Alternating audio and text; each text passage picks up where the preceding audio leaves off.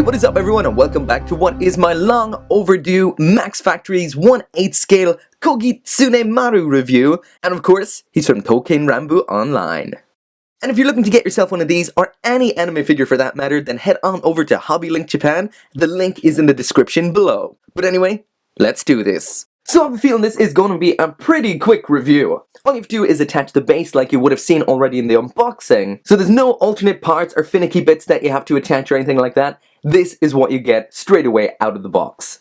Also, another reason this is going to be a pretty quick review is that there isn't one single bad thing to point out about this figure. It is fantastic. From every single angle, this guy looks amazing. Max Factory have really pulled out all the stops for this guy. Everywhere you look, there's something to see. Some minute detail, expert paintwork, tiny little attention to details that are just so awesome to look at. This is without a doubt the best looking male anime figure I have ever seen, full stop. Max Factory has taken this awesome character design and really translated it well into the third dimension, especially that costume. So now getting in a little bit closer and taking a look at all those details. First off is the face. The level of detail on here is insane. I mean, seriously, check out those nostrils. Besides that, the eyes look great, but what really stands out to me is the mouth. This is completely sculpted in there, and so are the teeth. It looks amazing. And he does look a little bit goofy. I really do think that's because they really tried to pull off what he looked like from this angle and kind of lost a bit then from this side. But again, as long as you're looking at it straight on like this, it looks perfect.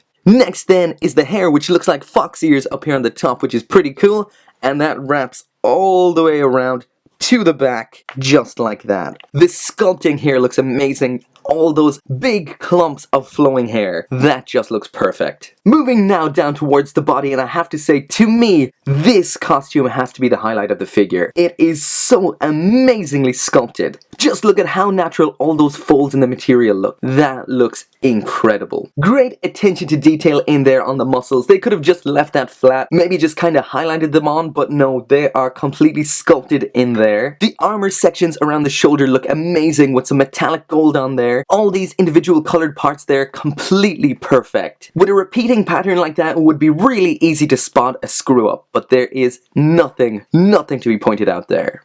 And if you zoom in all the way on this particular section here, you'll see that that fox symbol, which is on his base and on the box, is actually printed on there, and that is tiny. That must have a diameter of 3-4 millimeters at the maximum.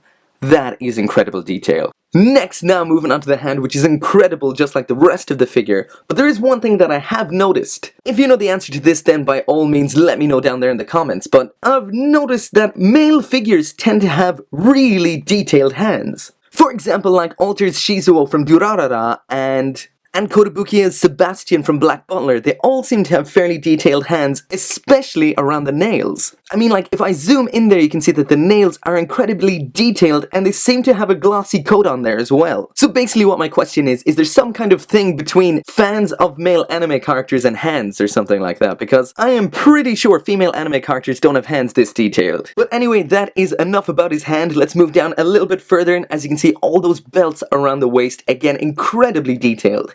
The paintwork on here is perfection.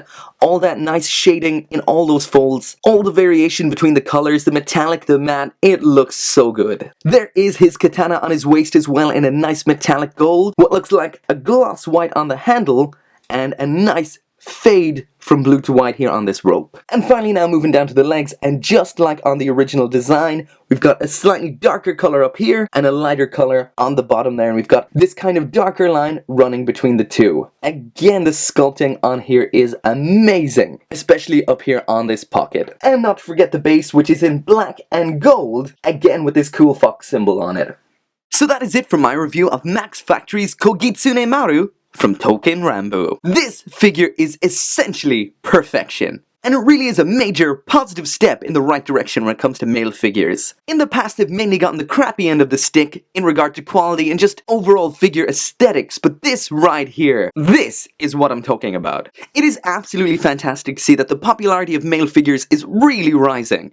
We're seeing a lot more, and that's great. As much as I love figures, I do have to say it is really oversaturated with female characters. Not that I don't like figures of female characters, it just Sometimes it seems a little too heavy in that direction. All in all, this is the best one I've seen yet, and I can't wait to see more and more. Do I recommend this figure? Without a doubt. So as always, thank you very much for watching, and make sure to come back for more anime figure reviews. See you next time.